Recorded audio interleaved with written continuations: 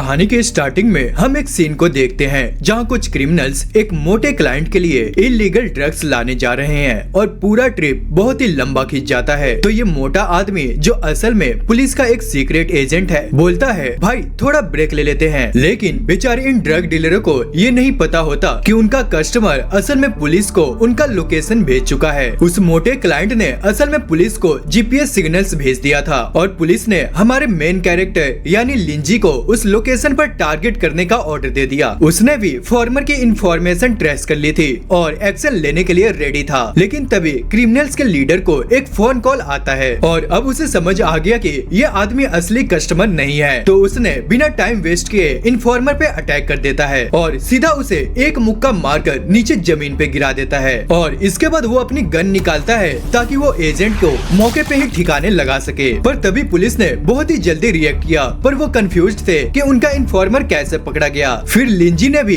Gang के leader को दूर से हेडशॉट दे मारा और इससे बाकी गुंडे भी डर जाते हैं, लेकिन लिंजी का तो अलग ही स्वैग था। उसने तो एक को झाड़ी के पीछे घुसते ही पट से हेडशॉट मार दिया और गोली सीधा पेड़ पार करके उसके सिर में जाके लगी और इसके बाद सिर्फ गैंग लीडर बचा था जिसने पुलिस एजेंट को पकड़ लिया और उसे ह्यूमन शील्ड बना लिया। तभी पुलिस टीम की स्क्रीन पे अचानक एजेंट का सिग्नल गायब हो गया और पूरा प्लान यहाँ पे चौपट हो गया। इसके बाद लिंजी इन्फॉर्मर के सिग्नल की लास्ट लोकेशन पे पहुंचा। कैप्टन वोंग और पूरी टीम भी बाद में वहाँ पर आ गई। इसके बाद उन्होंने नोटिस किया कि इन्फॉर्मर ने एक पंखा उस दिशा में रख दिया था जहाँ क्रिमिनल्स भागे हो सकते थे। इसके बाद कैप्टन वोंग एक बूढ़े जंगल के गार्ड से पूछताछ करता है और वो कहता है भाई ये क्रिमिनल्स कहीं इस दलदल में तो नहीं छुपे। लेकिन बूढ़ा सीधा बोलता है भाई यहाँ हर साल कोई न कोई मरा हुआ मिलता है और लोग तो इस एरिया के पास भी नहीं आते। असल में इसे आदमखोर दलदल कहते हैं। पर पूरी टीम को भूत प्रेत वाली बातों पे यकीन नहीं होता,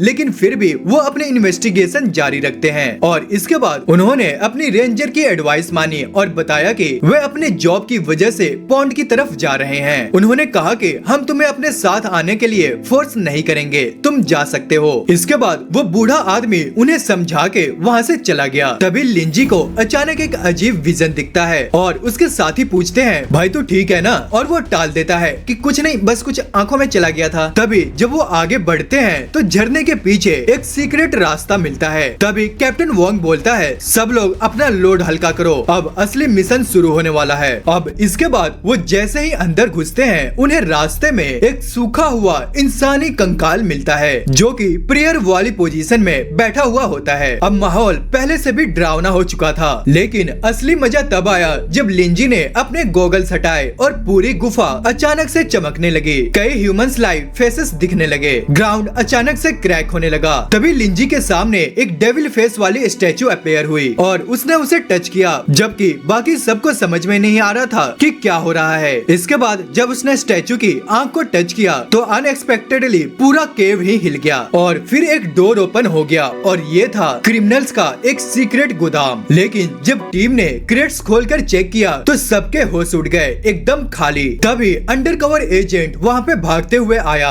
और चिल्लाया भागो यहाँ से, जल्दी भागो, यहाँ एक मॉन्स्टर है। और ये सुनकर गैंग लीडर जो वैसे तो बहुत तेज बन रहा था बिना वक्त गवाए अपना हथियार फेंक कर बोला मुझे प्लीज मुझे पकड़ लो, लेकिन मुझे किसी भी तरह यहाँ से निकालो। अब सभी कंफ्यूज थे। तभी दरवाजा धड़ाम से बजा। तभी मोटू ने गुस्से में आकर बोला कि इस बेवकूफ ने माल छिपाने के लिए इस भूतिया जगह को ही क्यों चुनी। तभी कैप्टन वोंग ने बदमाश से पूछा कि क्या कोई रास्ता है यहाँ से बाहर निकलने का, लेकिन तभी उसने सीधा बोल दिया हम सब मरने वाले हैं, अंदर जो चीज है ये किसी को नहीं छोड़ेगी। अब कैप्टन वोंग ने ठान लिया कि उसे अंदर जाकर देखना ही होगा, लेकिन उस मोटू ने झट से अपने हाथ खड़े कर दिए भाई मैं वहाँ दोबारा नहीं जाने वाला। पर उसे ही अंदर का सीन अच्छी तरह से पता था, इसलिए कैप्टन वोंग को उसकी जरूरत थी। इसलिए कैप्टन वोंग ने उसे याद दिलाया कि तुम टीम में हो, तुम्हारा फर्ज बनता है। तभी लिंजी ने उसे एक गन पकड़ाई और पूरी टीम अंदर घुस गई। इसके बाद जब वो बैक एग्जिट के पास पहुँचे तो गैंग लीडर ने उनके लिए दरवाजा खोला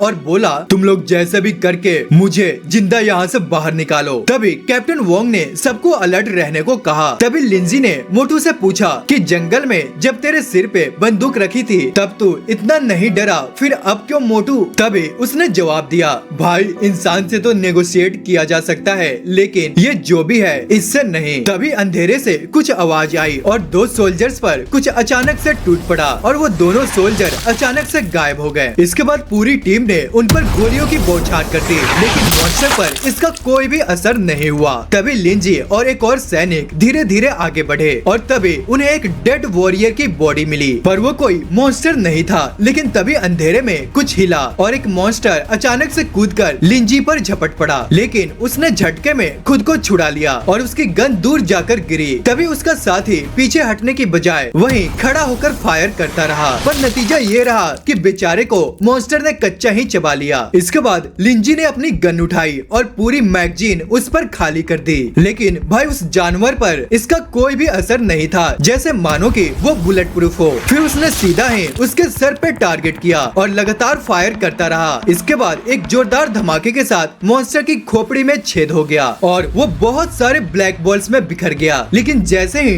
टीम को लगा कि सब खत्म हो गया, वो बॉल्स अचानक एक जगह इकट्ठा होने लगी और फिर अगले ही पल दर्जनों नहीं बल्कि सैकड़ों मॉन्स्टर अंधेरे से बाहर आ गए। इसके बाद फिर वो वुडन ब्रिज पर भागे और पीछे से आते हुए लिंजी ने जल्दी से ब्रिज के एक साइड को शूट किया ताकि वो गिर जाए और मॉन्स्टर खत्म हो जाए। लेकिन मॉन्स्टर फिर से वॉल्स पर चढ़कर उनका पीछा करने लगे। तभी एक क्रिएचर ब्रिज के नीचे से रेंगता हुआ आया और तभी उस मोटे के पैर को पकड़ लिया, पर लिंजी ने उसे पकड़ रखा और फिर क्रिएचर पर फायर किया ताकि वो उसे छुड़ा ले। और जैसे ही क्रिएचर लिंजी पर जंप करने वाला था, नीचे से कैप्टन वोंग ने उसके लिए सपोर्टिव गन फायर कर दी। लिंजी ने बिना सोचे समझे ही गोली चलाई और पूरा पुल धड़ाम से नीचे टूटकर गिर गया और इसके बाद मोटू हवा में उड़ता हुआ रस्सियों से लटक गया। भाई मुझे बचा लो। इसके बाद दोनों ने रस्सियों का सहारा लिया और धीरे धीरे नीचे उतरने लगे। जैसे ही वो चट्टानों से टकराने वाले थे, लिंजी ने मोटू को कसकर पकड़ लिया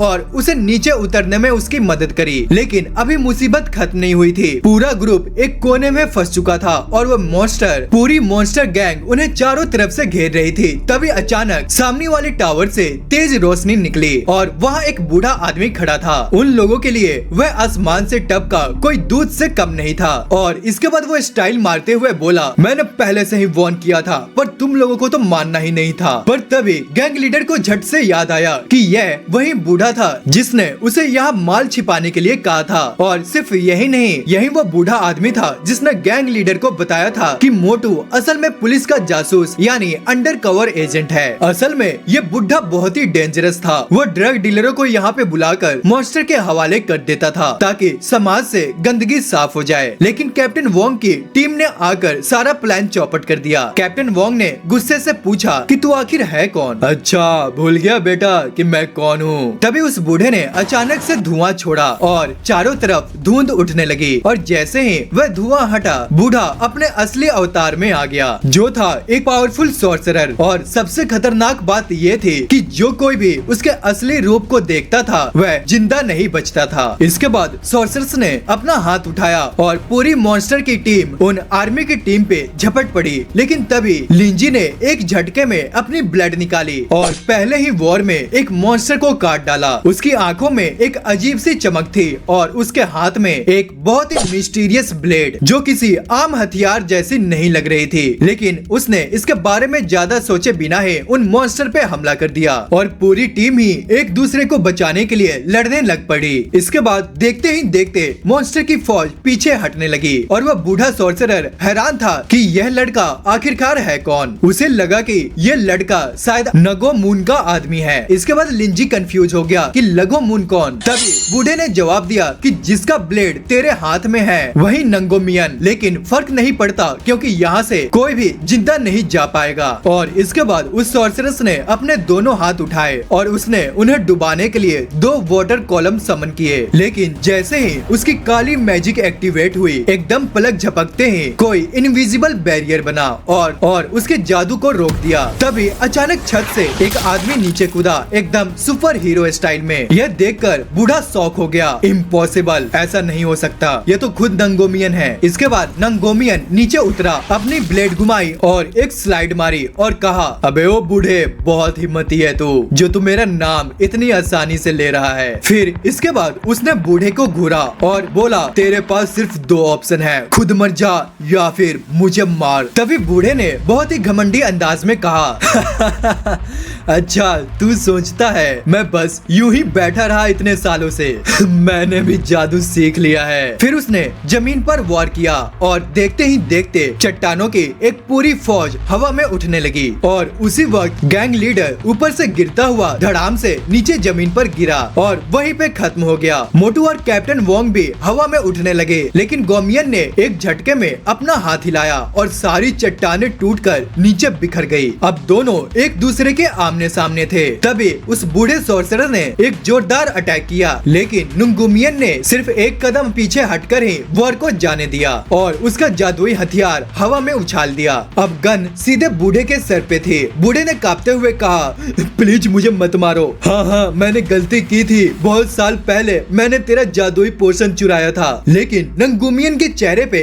कोई भी दया नहीं थी। तभी बूढ़े ने बोला अगर तूने मुझे मार दिया तो तुझे कभी पता नहीं लगेगा कि तेरा पोशन की दूसरी आधी गोली कहाँ गई। तभी नंगुमियन रुका और आंखें सिकुड़ते हुए बोला कौन है वो दूसरा इंसान? मेरा पोता। इसके बाद नंगुमियन ने लिंजी की तरफ देखा और कहा गन उठाओ और इसे खत्म करो। अब बुढ़े की आंखें फटी की फटी रह गई और उसने बोला तूने वादा किया था कि तू नहीं मारेगा। तभी नंगुमियन हल्के से मुस्कुराया और बोला मैंने कब कहा कि मैं तुझे मारूंगा, पर इससे पहले कि कोई इसका कुछ बिगाड़ पाता उससे पहले ही ये सीधा कूद पड़ा। इसके बाद वह तेजी से आगे बढ़ा और लिंजी से चाकू छीना और कैप्टन वोंग के पैर पे अटैक किया। फिर उसे यूज करके नंगुमियन को थ्रेटन करने लगा, लेकिन नंगुमियन भी कोई नौसिखिया नहीं था। उसने एकदम ठंडे दिमाग से पूछा चो तुझे याद भी है असल में ये चाकू किसका है? और इतना सुनते ही नंगुमियन ने एक झटके में उस बूढ़े इंसान को धक्का मारकर दूर फेंक दिया और खुद बंदूक उठाकर लिंजी को दे दी और कहा ले काम खत्म कर। लेकिन लिंजी थोड़ा झिझक रहा था। इतने में वह बूढ़ा फिर से उठकर हमला करने लगा तो उसे मजबूरन में ही गोली चलानी पड़ी। इसके बाद नंगुमियन आगे बढ़ा और उसी चाकू से उस टावर को ढा दिया जो वो बूढ़ा सॉर्सरर खड़ा कर रहा था। और जैसे ही वह टावर गिरा सबकी आंखें फटी की फटी रह गई, क्योंकि नंगुमियन के हाथों में एक सोने की खोपड़ी थी। तभी अचानक वो ओल्ड सॉर्सरर जैसे ही कुछ बड़बड़ाया उसकी आत्मा उड़कर लिंजी के अंदर समा गई और बेचारा लिंजी वहीं पे बेहोश हो गया। इसके बाद लिंजी को लगा कि जैसे वो कोई सपना देख रहा है। तभी एक प्लेन आया सबको लेने के लिए। फिर देखा कि मिस्टर मैप उसे अपनी पीठ पर लादकर गुफा के बाहर ले जा रहा था। उसे सपने में कुछ अजीब सा महसूस हुआ, जैसे उसे कोई एंशिएंट सील में बंद कर दिया गया था। अब जब उसे होश आया तो खुद को हॉस्पिटल के बेड पे पाया और उसके सामने टेबल पे वही चाकू था। उसके बाद उसने उसे उठाया और इधर उधर देखने लगा। तभी उसे किसी की आहट आई तो बिना कुछ सोचे समझे चाकू लेकर आगे बढ़ा, लेकिन निकला कौन? मिस्टर मैप, जो बस कुछ ढूंढ रहा था। तभी मिस्टर मैप ने बोला अबे शांत हो जा तू तो 3 दिन से कोमा में पड़ा था। तभी लिंजी ने कमरे का दरवाजा खोलने की कोशिश की, लेकिन उस मोटे ने बोला भाई मैं खुद ही से 3 दिन से खोलने की कोशिश कर रहा हूँ, साला दरवाजा है कि खुलता ही नहीं। दोनों ने झट से किनारे होकर छिपने की कोशिश की और लिंजी ने झट से हमला कर दिया, लेकिन सामने एक लड़की थी और वो भी किसी से कम नहीं थी। उसने उसकी चाकू छीनकर उसी पे पलटवार कर दिया। इसके बाद लिंजी ने जल्दी से पर्दा खींचकर आंखों पर डालने की कोशिश की, लेकिन लड़की ने झट से उसके 2 टुकड़े कर दिए। फिर उसने ताना मारा एक स्पेशल फोर्स का बंदा और चाकू तक भी नहीं संभाल सकता। तभी वहाँ पर एक आदमी आया और लड़की से बोला अरे बावली इतना गुस्सा मत हो, चाकू लौटा दे। इस आदमी का नाम था वान मिन्हे। उसने बताया कि उन्हें यहाँ सिर्फ मेडिकल चेकअप के लिए रखा गया था और मिस्टर मैप को ये सब बकवास लग रहा था और वो यहाँ से जल्दी निकलना चाहता था। और असल में इस लड़की का नाम बायलू था। बायलू ने उनसे कहा कि यह रेगुलेटरी एजेंसी ऐसी कोई जगह नहीं जहाँ कभी भी आया या जा सके। इसके बाद वानमिन ने उनसे कहा कि वह उसे फॉलो करे, क्योंकि एजेंसी का हेड उनका वेट कर रहा था। उसने रास्ते में बताया कि यह रेगुलेटरी एजेंसी ऐसे केसेस हैंडल करती है जो कॉमन लोग सुलझा नहीं सकते, जैसे कि वो वाटर पॉन्ड वाला इंसिडेंट। इसके इसके बाद वानमिन ने उन्हें एक पहाड़ के विला पे ले गया और अंदर जाते ही वानमिन ने उन्हें फौरन डायरेक्टर के ऑफिस में ले गया। मिस्टर मैप को लगा कि डायरेक्टर काफी इम्प्रेसिव है कि उसके पास ऐसा शेफ है, लेकिन वानमिन ने साफ कह दिया, नहीं, यह तो हमारी बॉस गावलियंग है। गावलियन ने दोनों को खाना खिलाया और फिर उनको झटका दे दिया। अब से तुम दोनों हमारी इन्वेस्टिगेशन टीम का हिस्सा हो। इसके बाद वानमिन ने कहा, सर इन दोनों को मेरी टीम में डाल दो, क्योंकि हमेशा बेस्ट लोग सेकंड डिवीजन वाले ही ले जाते हैं। लेकिन गावलियंग ने हंसकर कहा, अरे भाई अभी तो इन्होंने कॉन्ट्रैक्ट भी साइन नहीं किया, इतनी जल्दी क्या है। और तभी मिस्टर मैप ने सीधा मना कर दिया, अरे अरे रुको रुको भाई, मैं इन सब काम के लिए नहीं बना। और लिंजी को भी लगा कि वह आर्मी में ही ठीक था और इस काम में फंसने का कोई भी फायदा नहीं। गावलियंग भी कोई जबरदस्ती के मूड में नहीं था और उसने कहा, कोई बात नहीं, ये काम दिल से करना पड़ता है, कोई जोर जबरदस्ती से नहीं। अब दोनों के पास कोई ऑप्शन नहीं था वापस लौटने का, लेकिन उनके नाम पहले ही डिपार्टमेंट के डॉक्यूमेंट में फाइनल हो चुके थे। हाँ, ये और बात थी कि उन्होंने खुद सिग्नेचर नहीं किए थे, लेकिन मिस्टर मैप ने लिंजी को सीधा बता दिया, भाई बॉस ने तो यार पहले ही तुम्हारे लौटने के सारे रास्ते बंद कर दिए। अब या तो पुलिस की नौकरी करो या किसी मॉल में सिक्योरिटी गार्ड बन जाओ, क्यों ना यही जॉब कर लिया जाए। फिर मिस्टर मैप ने कहा, यार ये जॉब तो काफी मुश्किल लग रही है। तभी कमांडर गावलियंग ने स्माइल की और कहा, हाँ ये काम मुश्किल है, लेकिन सैलरी और फायदे भी तुम्हारी पुरानी जॉब से कई गुना ज्यादा है। बस फिर और क्या, दोनों ने बिना देर किए जॉब को एक्सेप्ट कर लिया। उसके बाद वानमिन उन दोनों को अपने ऑफिस ले गया और कॉन्ट्रैक्ट के हिसाब से यह जॉब उनकी पूरी लाइफ का हिस्सा थी। अगर एक बार अंदर घुसे तो बाहर निकलने का कोई भी चांस नहीं था। इसके बाद वानमिन उन्हें विला के नीचे ले गया और जो उन्होंने देखा वह किसी सीक्रेट एजेंसी के हेडक्वार्टर से कम नहीं था। तभी वानमिन ने बोला, पूरा अंडरग्राउंड बेस, यह है तुम्हारा नया ऑफिस। अब जब वो दोनों अंदर कदम रख ही रहे थे तभी उनकी मुलाकात हुई बोकवान से, जो कि एक टॉयलेट को रिपेयर कर रहा था और ये दोनों देखकर बहुत हैरान हो गए और पूरे ऑफिस में मैस फैला हुआ था। वानमिन ने ये देखकर बोला, बाकी लोग कहाँ हैं? तभी बोकवान ने बोला, भाई सभी को सेकंड डिवीजन वालों ने उधार ले लिया। इसके बाद वानमिन का दिमाग सटक गया और वह बोला, अबे मैंने तो ऑर्डर भी नहीं दिया और उधर के लोग मेरे बंदे को उठा ले गए। तभी इतनी देर में बायलू अटपकी और उसने बोला, अरे यार ये सब छोड़ो, सबसे पहले इन्हें ले जाओ और इक्विपमेंट दो। अब बायलू उन्हें दूसरे ऑफिस में ले गई, जहाँ पे एक हेड ने उन्हें एक खास गैजेट दिया, एक high tech smart wrist band. और ये सिर्फ एक आइडेंटिटी ब्रेसलेट नहीं है, ये वॉकी टॉकी, जीपीएस ट्रैकर और आपकी लाइफ साइंस डिटेक्टर भी है। अगर तुम किसी भी वक्त मुसीबत में फंसो तो डिपार्टमेंट को पता चल जाएगा। गाइस ये एनीमे थोड़ा मिस्टर बॉन्ड की तरह नहीं लग रहा? इसके बाद बायलू ने उन दोनों को हथियार दिए और कहा, ये रही तुम्हारी गन्स और बैटन। अगर तुम 3 महीने के ट्रायल पीरियड में पास हो गए तो ऑफिशियल मेंबर बन जाओगे और मैं तुम्हारी सुपरवाइजर रहूंगी। दूसरी तरफ उधर कमांडर की मुलाकात हुई नंगुमियन से और उसने पूछा, कमांडर तुमने उस मोटू को क्यों रख लिया? बस लिंजी को ही रख लेते। गावलियंग ने कहा, मैं लोगों को अच्छी तरह से पहचानता हूँ और वैसे भी लिंजी के अंदर उस सॉर्सरर की पावर समा गई है और आगे जाकर कुछ भी हो सकता है।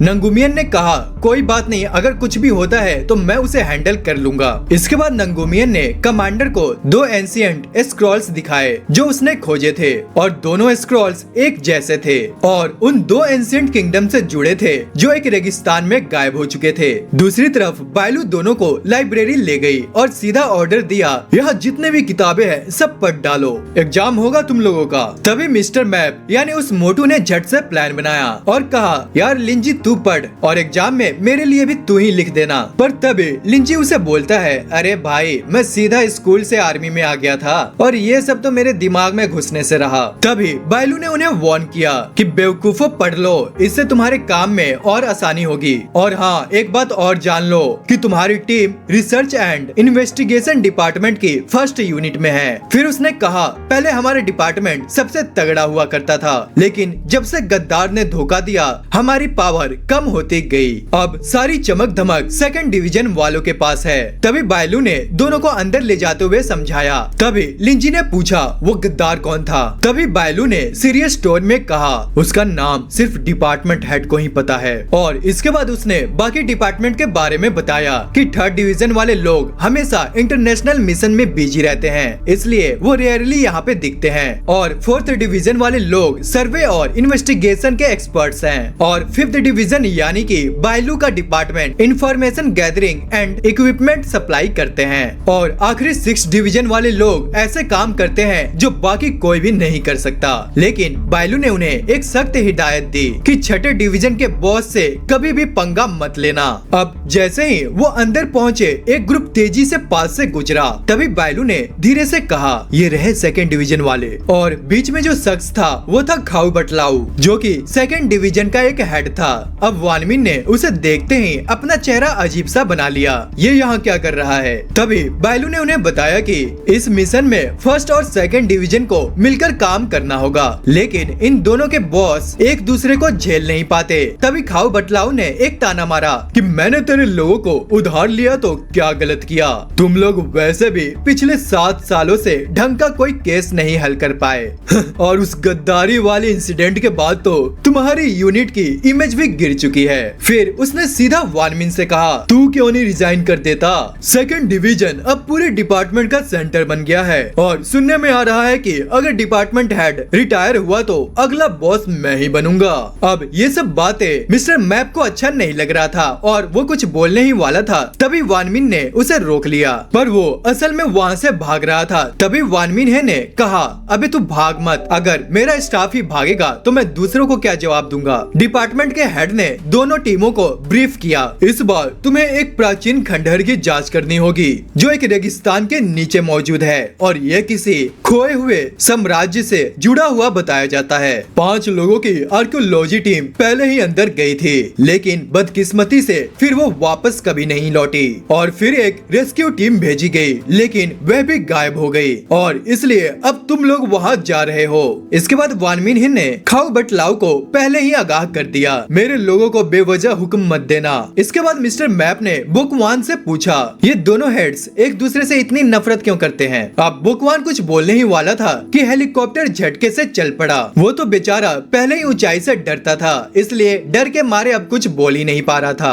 अब जैसे ही टीम साइट पे पहुंची, खाऊ बटलाऊ के लोगों ने मिलिट्री स्टाइल में परेड बना ली और सबसे पहले उसने साइट के इंचार्ज को बुलाया और कड़क आवाज में कहा, अपने सारे लोगों को यहाँ से दूर कर दो, हम प्रोफेशनल्स हैं। वहीं दूसरी तरफ वानमिन ने पूरे प्रोफेशनल अंदाज में सबसे हाथ मिलाकर ग्रीटिंग्स कर रहा था और नंगुमियन भी वहीं आसपास था जो पूरे सिचुएशन का मुआयना कर रहा था। और जल्द ही टीम को आर्कियोलॉजिस्ट ग्रुप के छोड़े गए नोट्स मिले जिससे खंडहर के स्ट्रक्चर का अंदाजा लग गया। और इसके बाद खाऊ बटलाऊ ने बायलू को ऑर्डर दिया कि ऊपर की स्लाइड को संभालो और नीचे किसी को भी आने मत देना, और अगर मैं सुबह तक वापस ना लौटूं तो बची हुई टीम का इंचार्ज वानमिन होगा। और इसके बाद वानमिन ने बायलू को बुलाकर सिग्नल सेट करने के लिए कहा ताकि बॉस खाऊ बटलाऊ कहीं नीचे ना दब जाए। इसके बाद रात में मिस्टर मैप ने लिंजी से पूछा, सुन यार, 2nd डिवीजन से अभी तक कोई न्यूज क्यों नहीं आई। तभी लिंजी ने उसे कहा, उनका बॉस बेकार नहीं है, वह अपनी जान बचाने में उस्ताद है, टेंशन मत लो। लेकिन मिस्टर मैप को फिर भी डाउट था, आखिर दोनों ने साथ में कई एडवेंचर किए थे। उसने सोचा